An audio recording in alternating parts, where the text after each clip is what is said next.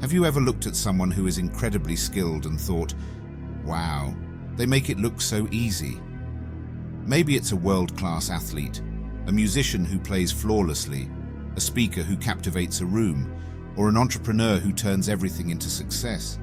It's easy to assume they were just born with talent, that they had some gift we don't. But let me tell you the truth.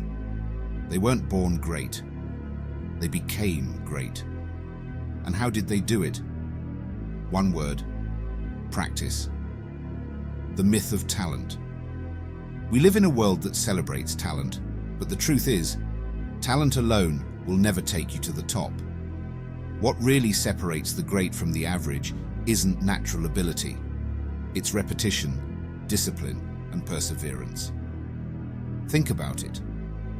When you first try something new, it feels awkward, uncomfortable, even frustrating.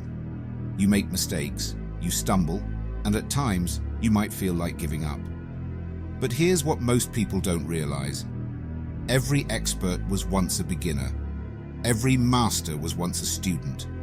Michael Jordan, the greatest basketball player of all time, was cut from his high school basketball team. Imagine that. He could have quit. He could have believed he wasn't good enough. But instead, he trained harder, practiced longer, and pushed himself until he became one of the greatest athletes the world has ever seen. The same is true for musicians, writers, and entrepreneurs. No best-selling author writes a perfect book on their first try. No artist creates a masterpiece in one day. And no business owner succeeds without first failing and learning along the way. The compound effect of practice. Here's the key. Small improvements, repeated over time, lead to massive results. If you improve by just 1% every single day, in 1 year, you won't just be a little better. You'll be 37 times better than when you started. That's the power of practice. But the problem is, most people quit before they see progress. They expect instant results. And when they don't get them, they assume they're not good enough. But real success is built in the moments when no one is watching, when you're grinding, when you're struggling, when you're pushing through frustration. That's where greatness is born. How to stay committed to practice. So, how do you stay committed when results aren't showing yet? Fall in love with the process. Don't just focus on the end goal, focus on the daily work. The athlete who wins the championship is the one who loves training just as much as the game. Be patient. The biggest mistake people make is expecting instant success. Growth takes time, and the real winners are the ones who stay consistent, even when progress is slow. Track your improvement. Keep a journal, take notes, and look back at where you started.